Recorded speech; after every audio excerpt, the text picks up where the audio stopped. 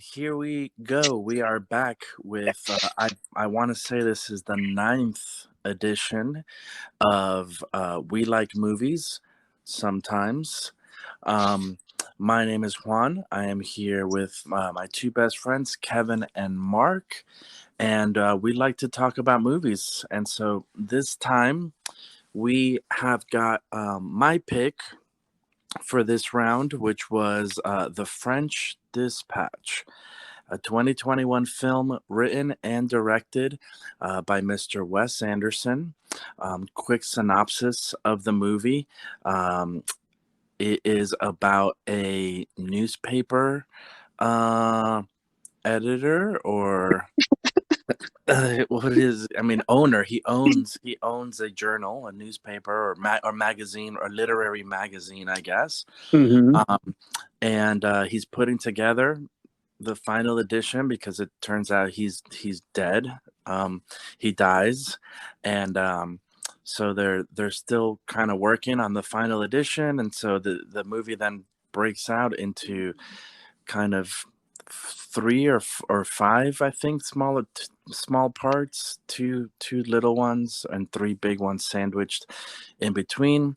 So it's Hmm. basically three different stories inside of this wider story about this edition of this magazine that's being put out. And we'll get more into it, but if it sounds confusing, it is confusing.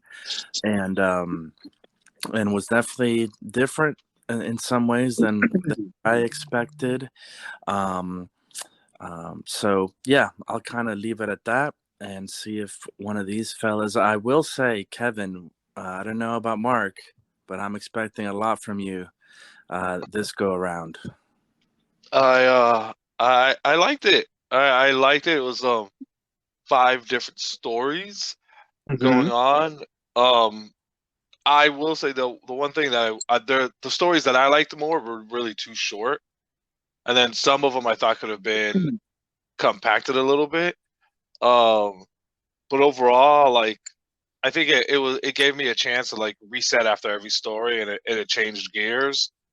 And well, that's all I'll say now. There's certain things where as we go along, we'll get into each story. But like I said, overall, I liked it. It was like watching like four or five little different movies. Okay, yeah, I see what you're saying. I didn't hate it, but I feel like I didn't know what was happening.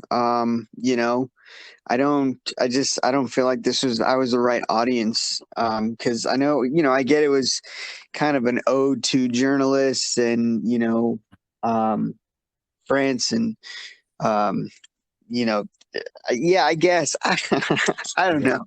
So yeah. it was tough to follow. I think out of the three stories, I enjoyed the one with Jeffrey Wright the most, Mm, which was the private dining room. Um, but I really didn't understand what was happening. But what I could piece together, it was the most enjoyable out of the three major stories. um, it's typical Wes Anderson. It's a wonderful movie to watch, mm. and everything he does is with purpose. Everything is with purpose. So this is a type of movie you can watch 4 or 5 times and notice different things every single time. Because his movies are always that layered. um and I'm not the type to really get into it like that. I know that's the case. Some of his movies I'll watch more often. um and not that I don't understand any of his movies. It's just this one I didn't vibe with it. I didn't really understand anything, uh, you know, Yeah. symbolism and stuff like that. It didn't. It just went right over my head. So I was kind of just watching what was happening and just forming my opinion on that.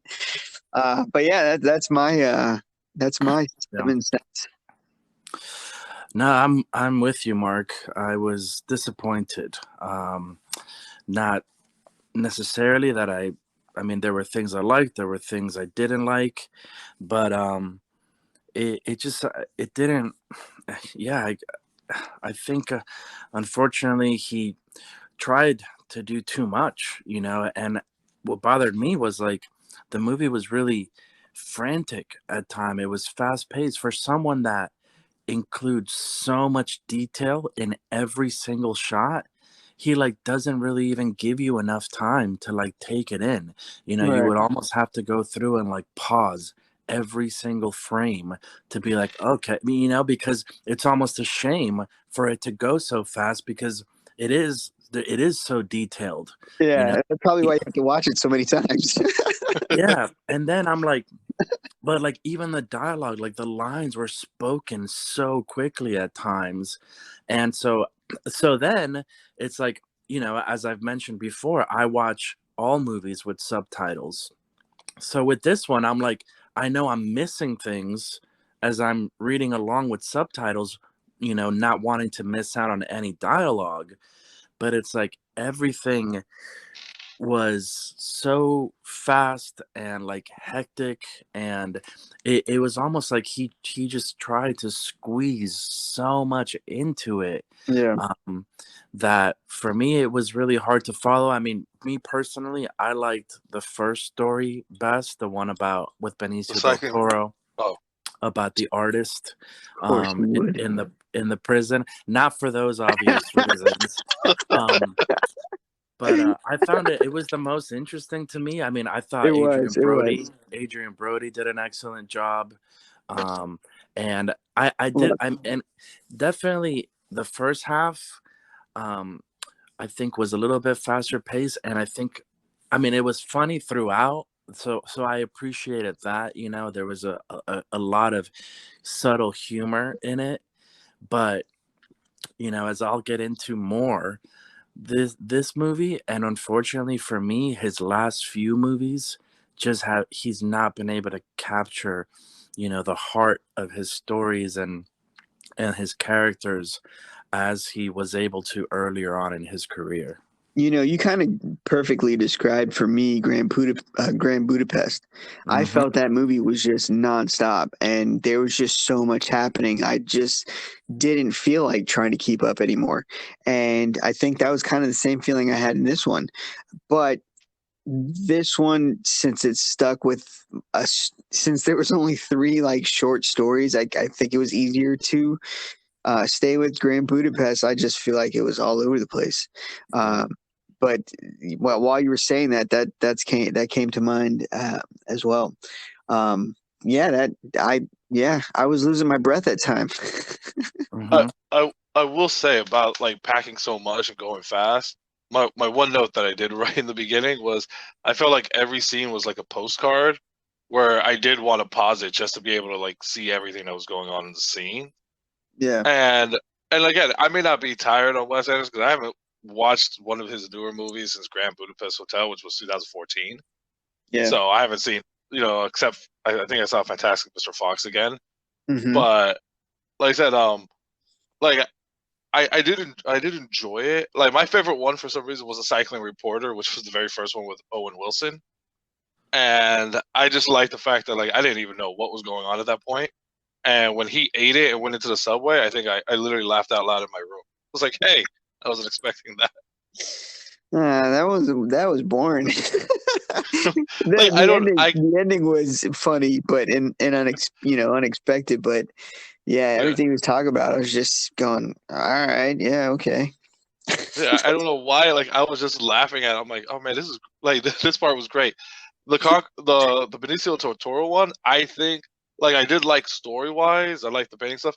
I think that it dragged a little bit, like when he went to go like execute himself or whatever.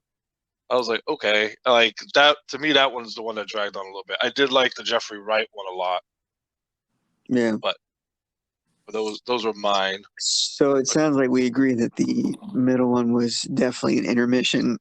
Ooh. Yeah, I mean, like I didn't know what was going on in that one. I that mean, one I character, Mitch looked like just like a plain old actor. Kept getting him confused with everybody. Go yeah, ahead, Juan. I was hoping when they first showed him or one of the other characters, I was really hoping it was Michael Cera, but it turned out not to be. But that would be great. I mean, I have a major problem with the middle one, um, which is the buzzword of pedophilia, um, which I just that's it's it. I just don't understand why. The boy is speechless. I mean, why? You know, it's just disturbing, and so Dude, it was disappointing and kind of sad for me to, although not necessarily surprising, but to kind of see Wes Anderson drift into that lane, you know, of just trying to normalize this and even trying to, in a way, like pull the wool over our eyes, you know, by saying like, oh, but it's probably a kid that's almost 18 or whatever, but it's very obvious that this was a kid, Yeah. you know, sleeping with this older woman. So for me, that definitely left a sour note. um and that, but even that whole story, like as you guys alluded to, like what was it, what were they revolting? I just took it as like kids versus adults. Yeah. Yeah. Um, I don't know what the manifesto was really getting to. Yeah, yeah, like it was funny. There were funny parts in it, but yeah, I think ultimately there was there was nothing to like really connect to, and I guess that's what I was saying with like, you know, again, when you look at Wes Anderson's, you know, latest works, I mean, I didn't really finish Isle of Dogs. I fell asleep. Hmm. Um, and Grand Budapest Hotel, I mean, I think I liked it, but it was forgettable. Like again, it was forgettable. Even Moonrise Kingdom, which I really do think I liked, I don't really remember it. Like it was forgettable. Yeah. But he just had this um beginning, you know. And even Bottle Rocket, I've never really, I know Kevin's a huge fan of that movie. I do. I've never actually watched the whole thing. It came out, you know, I was so young when it came out. But I mean, Rushmore, Royal Tenenbaums, Life Aquatic, Darjeeling Limited, and Fantastic Mr. Fox, back to back to back to back. And it was like all of those had so much heart, you know, for you to like relate to characters or connect with them. Yeah. In these later movies, man, I just find that impossible to do. And so you're just watching something that looks really pretty, has good humor in it, you know, is directed really well, but ultimately it's just like you're distant from it, you know, there's no connection. Yeah. Yeah. I didn't, as it was going through, I really didn't pick up. I'm glad they kept reminding us what was happening because I forgot what the point was. And then they would say, oh, story two. I'm like, oh, yeah, that's right, the newspaper. And it would go through the story. And I'm like, I don't know what's going on. Oh, that's right. This is a newspaper. So Mhm. that was a fresh reminder because I was just getting lost. And, you know, it wasn't a good lost. I didn't feel safe. I didn't think I could lay down and close my eyes. I didn't feel like I able to do that. Yeah. Oh, there was something you mentioned, man, and I was listening to Mark and I forgot. But Sorry, my rant. it's, the one thing the one thing I think the middle part suffered for me, because even though you mentioned pedophilia, it reminded me of Harold and Maude. Is that what it was? Yes, yeah. But it wasn't as good as Harold and Maude, so I was just like, all right, what's gonna happen here? I don't know if Marcus, you've seen it, but it's about a younger kid who falls in love with an older lady, Hmm. and again, it wasn't. But the main problem with like the issue I had with, well, again, at least they were all short stories, so I didn't invest in a 2 hour, you know, movie that was just dragging on. Yeah. Um, it's that all his dialogue, and I've noticed this even before though, even the ones I like, they could all be delivered by each and every character because they're all delivered the same way. And I think that's what was confusing me. Like even with Mitch and all these other people, I'm like, okay, they all speak the same, so I don't know, I don't know who's who sometimes. Yeah, I can see that. They Yeah, all, yeah, yeah. yeah, that's a good point. You know, I never finished Isle of Dogs either. I remember starting it, I remember being interested in it, but I fell asleep as well. Yeah, and I remember like really. I mean, I still do. Like, I want to like that movie because like the concept Yeah, is so cool, and like the fact he's so good with like claymation and stuff. yeah. But I don't know, man. I I was gotta like, watch it again. yeah, I have to try it again. But I mean, if we both fell asleep, that's kind of telling you something. Well, no, I think the second round will be more, we'll be more aware that, hey, we failed once, we can't fail again.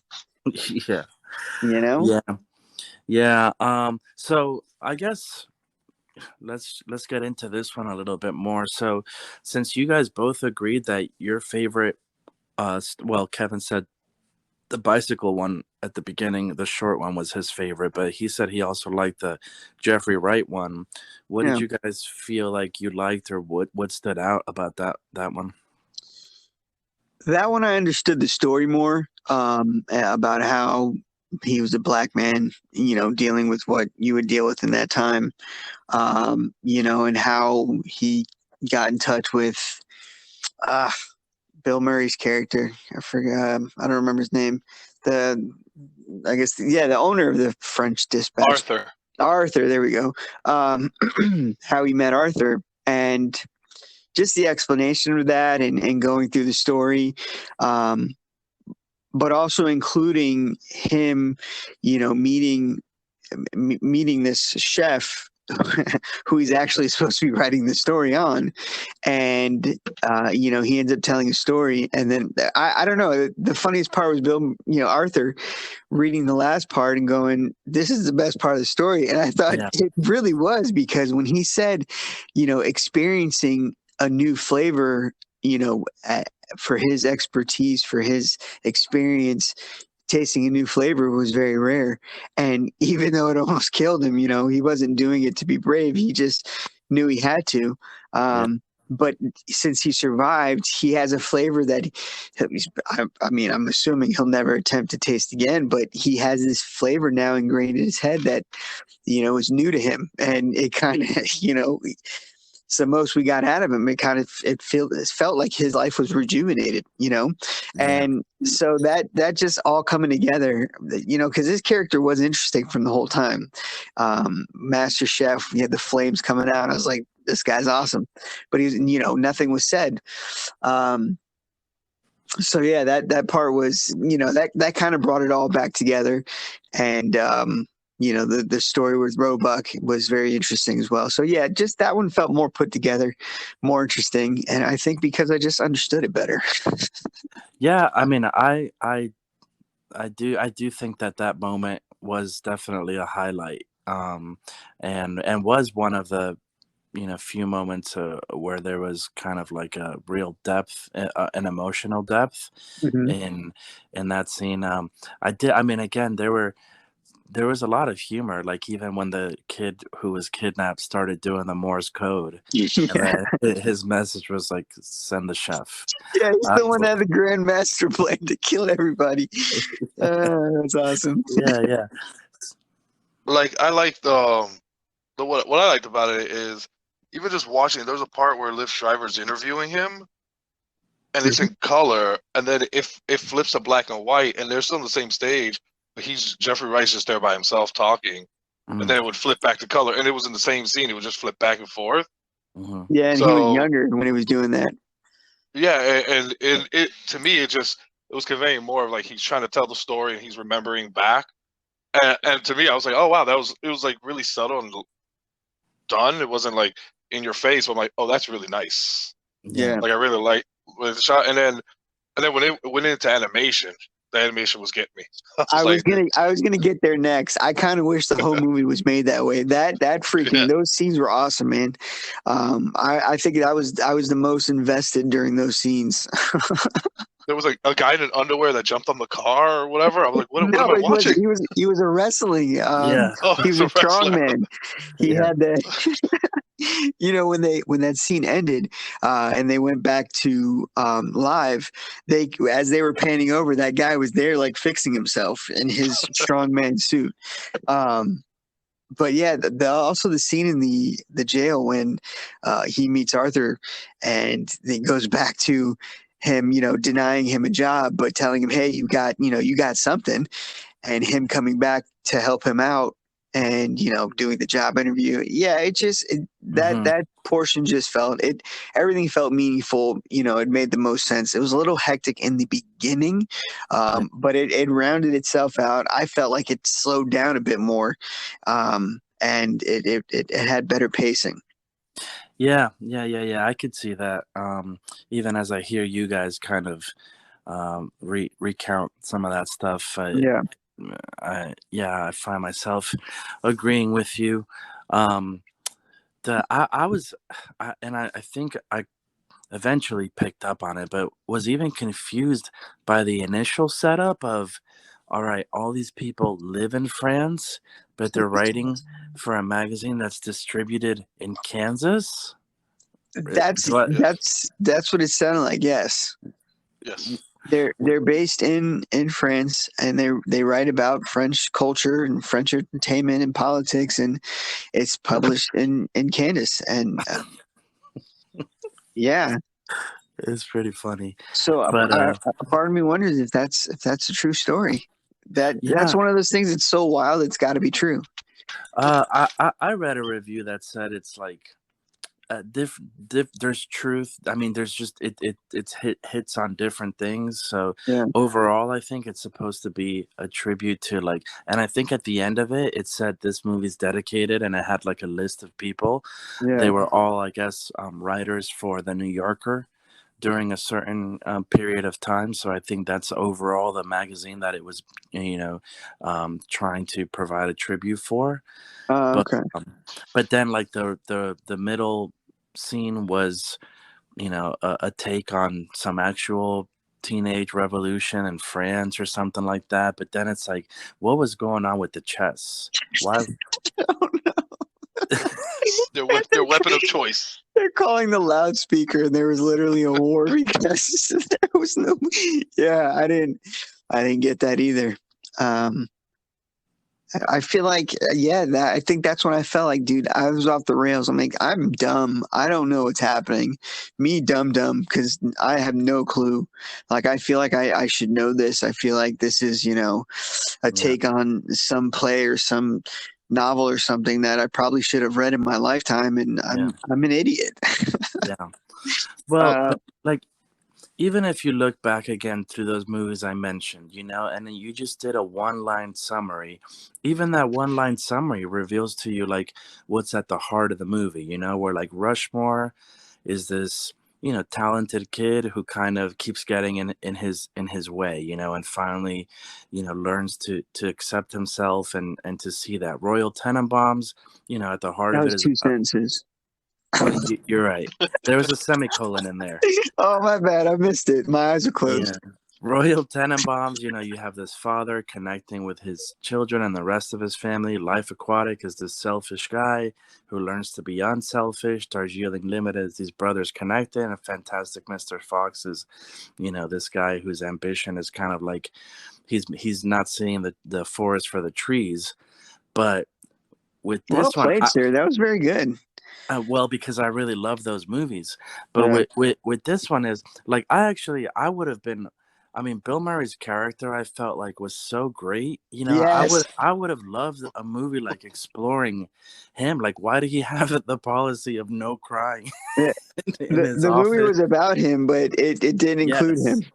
Exactly. And I also felt that way. I wish there would have been more Jason Schwartzman, more Owen Wilson. And I thought I missed when I saw him at the end, I go, wait a minute, I didn't know he was in this. Schwartzman at the end. There was another person I saw, and I kind of did double take, like, what? Did I miss them? But yeah, there was a couple of those. yeah, Angelica Houston did a voiceover, but I actually liked the job that what's her face, Tilda Swinton did.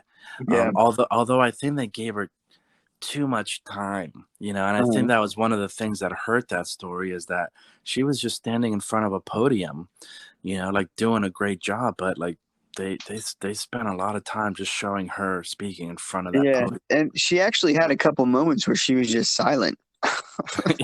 Yeah. So yes, you were correct. Oh yeah, Henry Winkler was in there. He Oh, was that's Uncle right. Joe. Yeah, He was in Quick. yeah. Yeah, I there will was a say, couple of those. Oh yeah, that's right. Christoph Waltz. He was in there for a split second. for a coffee. That's Yeah. right.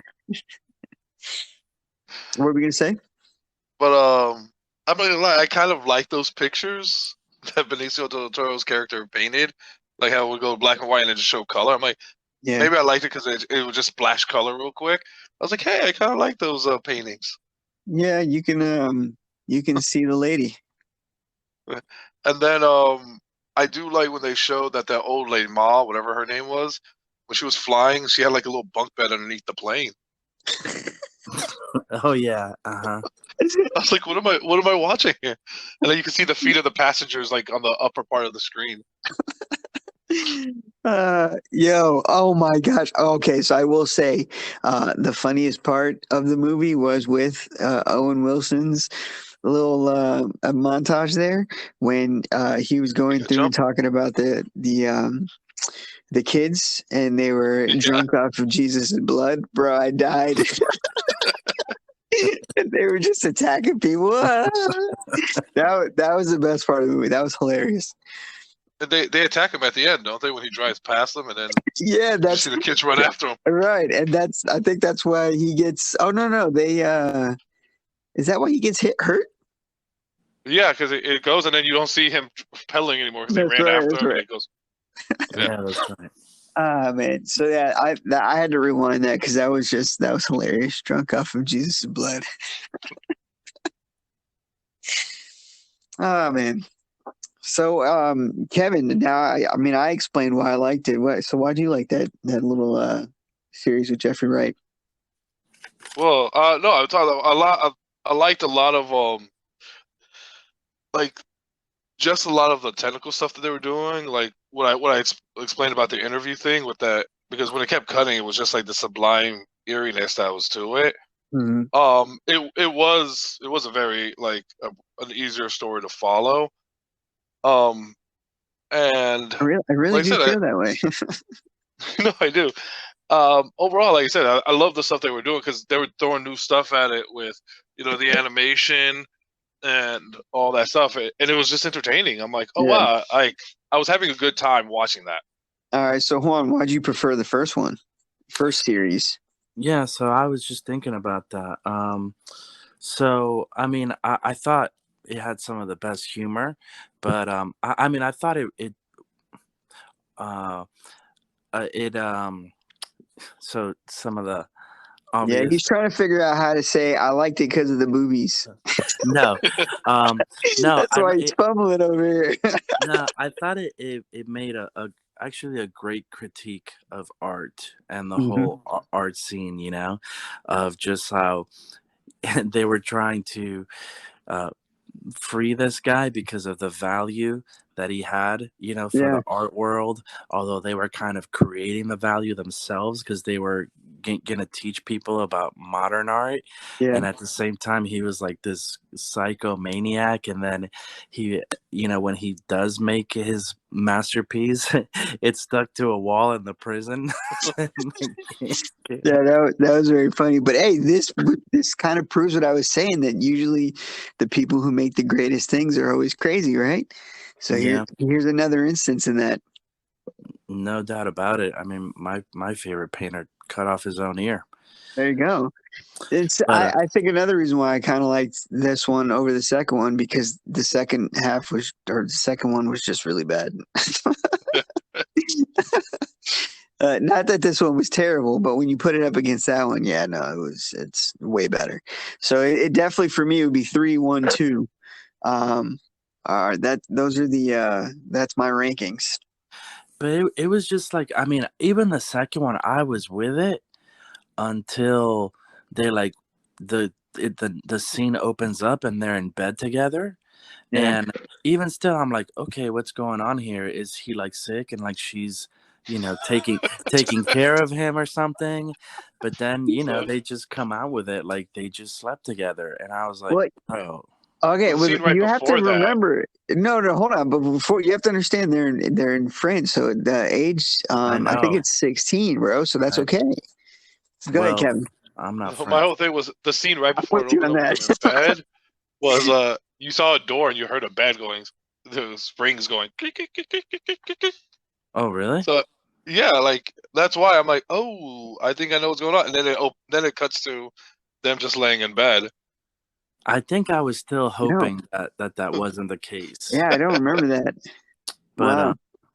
Yeah, I mean, but obviously it was implied when they were in bed together, but I don't remember hearing that. yeah, and then even I don't know. I mean, the young girl that he ends up hooking up with, she they showed her boobs too, and I hope she was 18, or else we all indirectly participated in that as well. Yeah, I think. Hold on. I believe she's like 20 something. Yeah, because I was gonna say, like, I mean, Timothy Chalamet, he looks super young, but he's not 16. Yeah, that's true. Okay. That's true. You're right. Actually, since you bring him up, I am curious, like, have you guys watched him in many movies? Like, what are your thoughts on him? Because I have some thoughts about him. I have made an opinion of what I've been exposed to, of his acting and his films so far. Not exposed in that way. But yeah, do you guys have any thoughts on young Timothy Chalamet? Good job on the No, you can't say it like that, man. I'm not making a comment then. I don't want to make a comment on young Timothy Chalamet. No, I just mean in the world of film, he's a newcomer. Yeah, but you're putting exposed and young in the same. I'm good, bro. I'm good. I'm gonna bow out. I'm gonna pull a Kevin. I have no. I have no preference. I want to title this episode "The French Dispatch." Subtitle: The Pedophilia Episode. We're gonna start making this. We gotta start just titling these Seinfeld ways. The pedophile. Well, first that girl was 30, by the way. She's 30 now. Okay. So you can feel. But how old was she? How old was she when she filmed the movie, though? Well, it was filmed like 3 years ago. So yeah, but how old? 27. 27. Oh, okay, just making sure. I will say I'm afraid to admit this on this podcast. All right. I don't think I've seen a Timothy You saw Dune. You saw Dune. No, I haven't seen Dune. I haven't seen Dune yet. You're missing. Yeah. I've heard of him, and he's burning up the charts.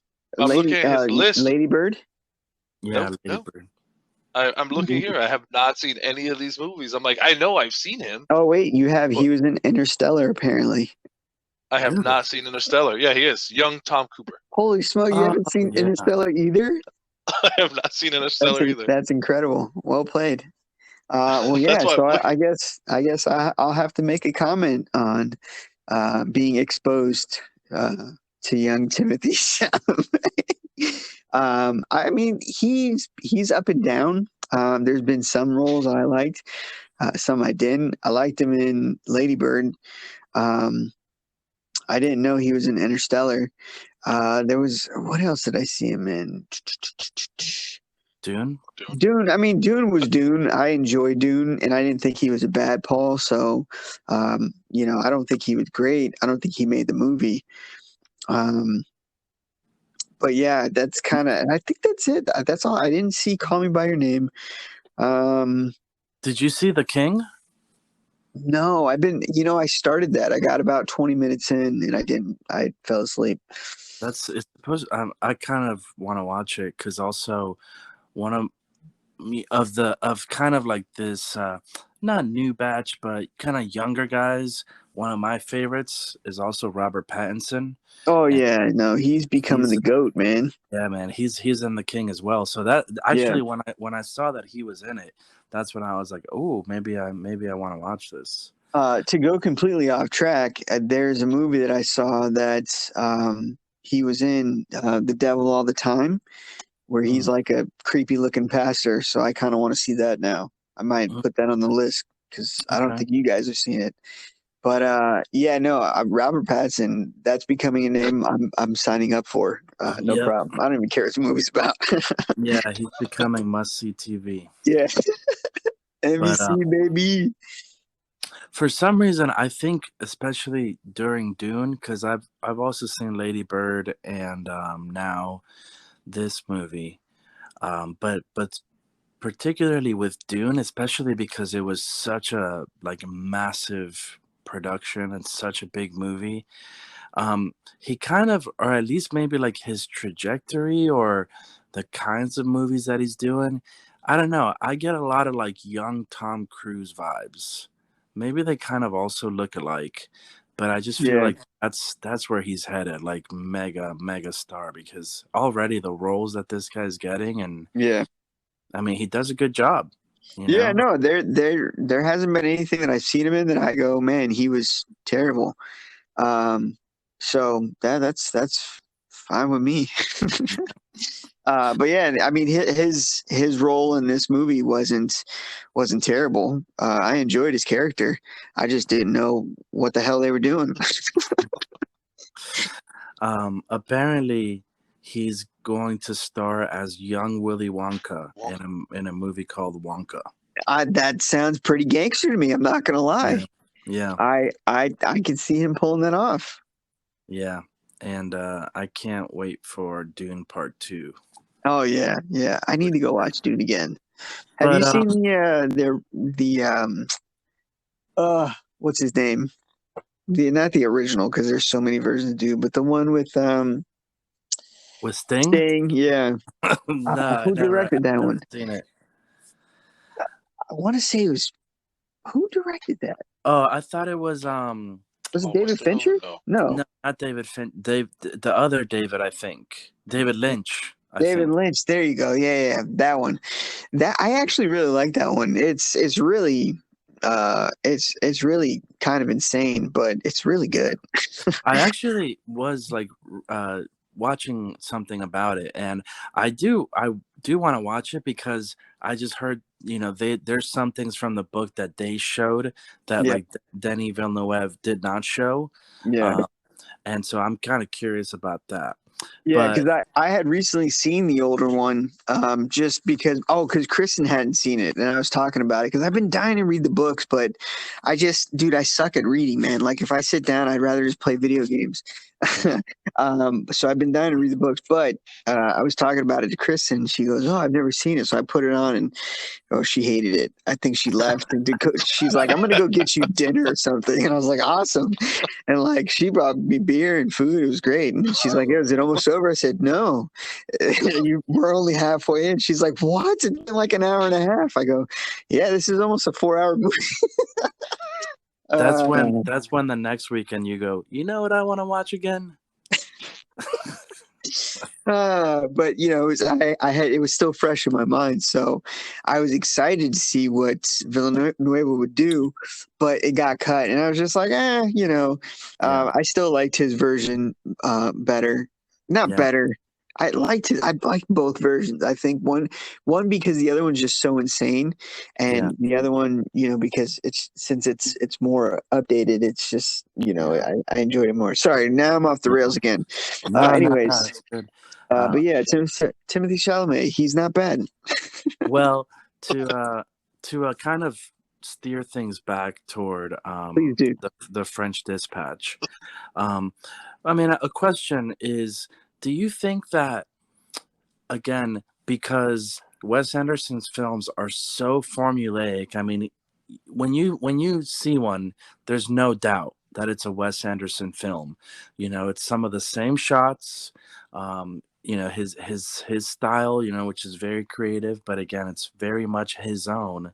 Do you think that now, I don't know, 9 or 10 movies into it, maybe one of the reasons we're not more in awe of a movie like French Dispatch is because maybe we've already seen that approach of his so many times?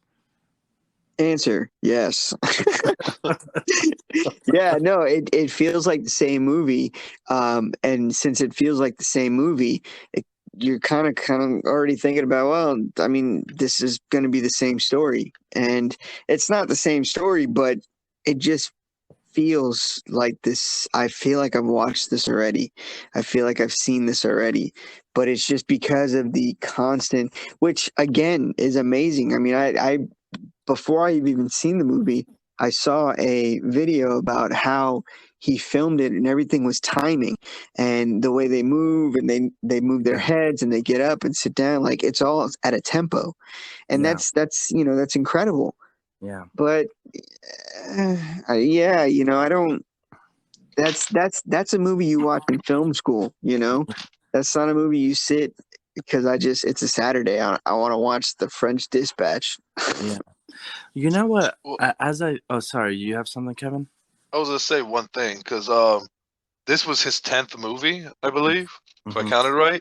And Quentin Tarantino did say, like, after 10, you start getting diminishing returns. Yeah. Yeah. So it could just be that, like, this is who he is, so all we're gonna see is more rehash, like a lot like Spielberg, where okay, he could do a good movie, but it's just all right. It's nothing. There's nothing really new to put on the plate. Yeah. Yeah. It's just redressing the same type of meals. It's funny, the animated scene in the third part, that was shot the same way he shot the whole movie. If you remember, it was just like stationary scene, they move. Next Yeah. scene, they moved. The next scene, they moved. So even the animation was the same exact thing. Well, and that's why. So it's interesting that you mentioned Quentin Tarantino, and maybe I sensed in my spirit that we were going in that direction. But I think this story or this movie, even if it could have been better. So imagine this exact movie, but done in a more Tarantino way, like Pulp Fiction or Kill Bill, where rather than breaking up the three stories, you kind of interject them all into each other in a creative way, and something along those lines I think would have been even kind of fascinating. So kind of mashing both Wes Anderson and everything that he did aesthetically and stylistically in this movie, but with more of a storytelling approach that Tarantino has, which is so interesting and like engaging, and so I think that could have been really cool. Do you see where I'm going with that? What I'm trying to get at? All Or I can was see that, is Jeffrey Wright's character being played by Samuel L. Jackson now. or by Ving Rhames? Yeah. No, I see. I see. Yeah. No, I see what you're saying. I feel you. I see the way you're going with it. So with that in mind, before we start to wrap it up, we haven't done this before, and it could be something left for a special edition episode at one point, but since we're here, we might as well go for it, right? So again, Right. because he's such and I do think Wes Anderson doesn't get mentioned enough along some of the great directors who also write their own movies, or co-write. But so I want to throw that out there and mention that. But let's say, gun to your head, what is your favorite Wes Anderson movie? Well, who's going first? I guess I'll go. Honestly, it's probably Fantastic Mr. Fox for me. Oh, so good. So good. I'll go next. It is Fantastic Mr. Fox. Ooh, so good. I love it. I could really pick any of those, but The Life Aquatic has a very, very special place in my heart. I figured you were going with that one. You talk about that one the most. Yeah, I love, and then that's the other thing. Like even in Royal Tenenbaums and Life Aquatic, that's another thing missing from this and from Grand Budapest is he used to have like great soundtracks and like music from other artists that he Yeah. would put into. Yeah. I discovered a lot of great music through Wes Anderson films, Yeah. and like he doesn't do that anymore. Yeah. The soundtrack for this one, it was just instruments, I believe. I don't Yeah, remember. it was an original score. Yeah, They mentioned the guy that did it, as it. yeah. I mean, it wasn't bad, but it was like that No, I added feel a you. lot. Yeah, it added a lot of character Yeah, to, it to gives the the movie a movies. nice vibe.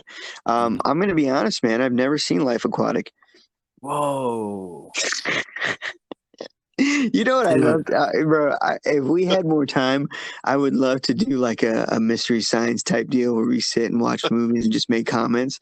Dude, I say the funniest things to myself when I'm watching a movie by myself. I think Dude, I'm hilarious. that sign me up, man. I'm down.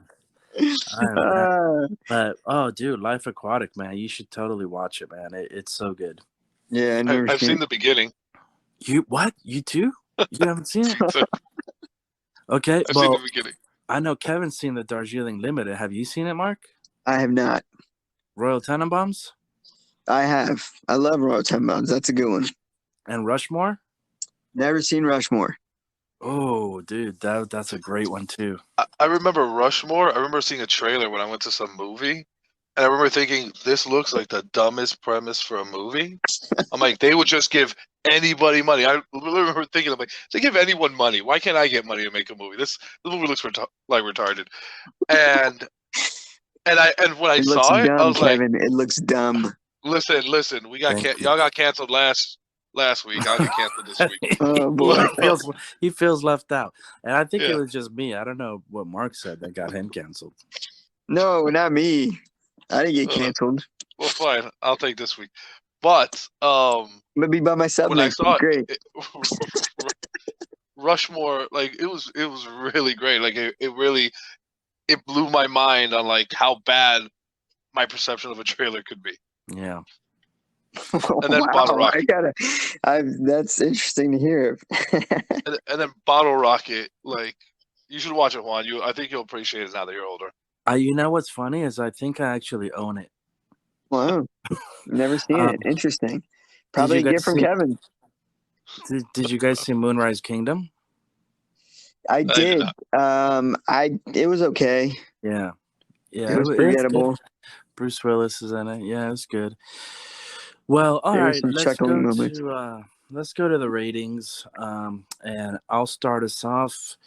You know, especially as I hear you guys talking about the movie, and as I go back, thinking through it, I would watch this again, because of the humor, and because I do believe that I'll pick up on things that I didn't catch the first time. In the However, movies.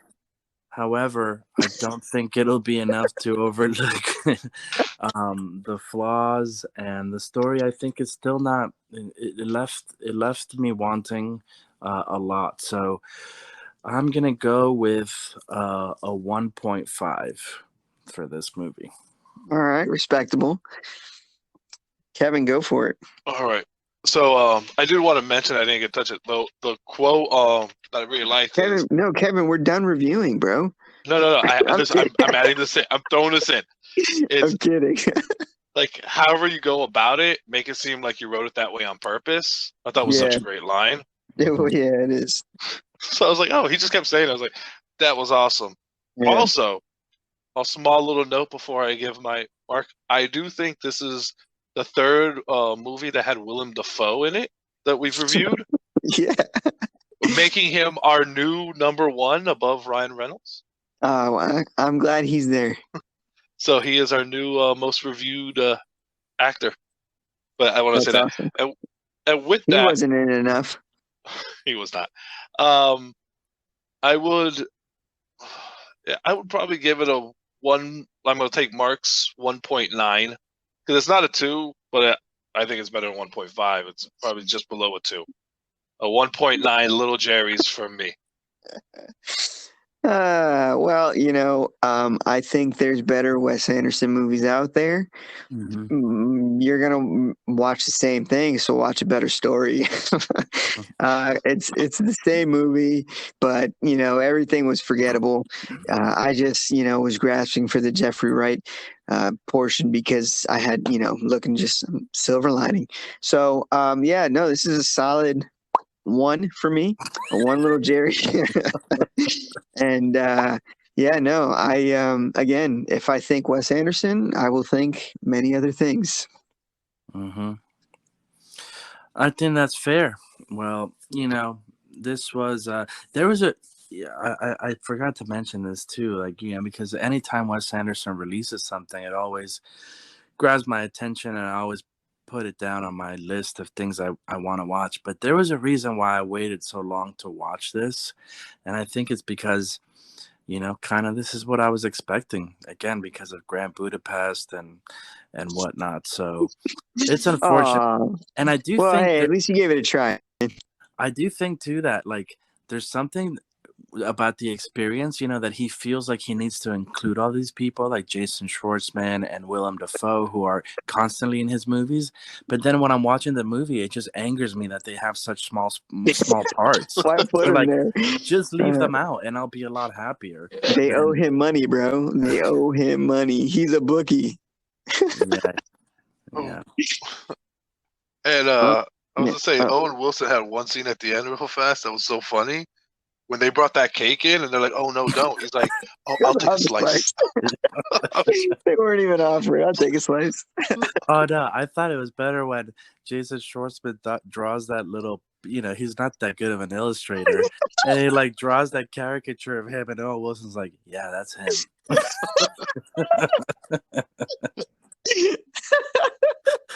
So yeah, at least there were some.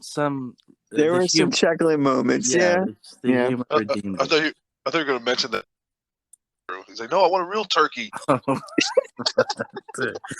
Listen, it definitely had funnier parts than Free Guy or Adam Project or some of those other ones. So I feel attacked. Dang. I feel attacked right now. It just came right for me right there. Right in the jugular, baby. Yeah. Well, it's been fun, gentlemen. yes, That's it it? has. It has. It has. It has. Has it now? But Papa Bear is patting his stomach there. It is. All right, guys. I'm excited. I think it's Kevin's pick next. Another Ryan Reynolds, baby. That should kill your excitement right there. So until next time, vaya con Dios. Okay, love you. Bye.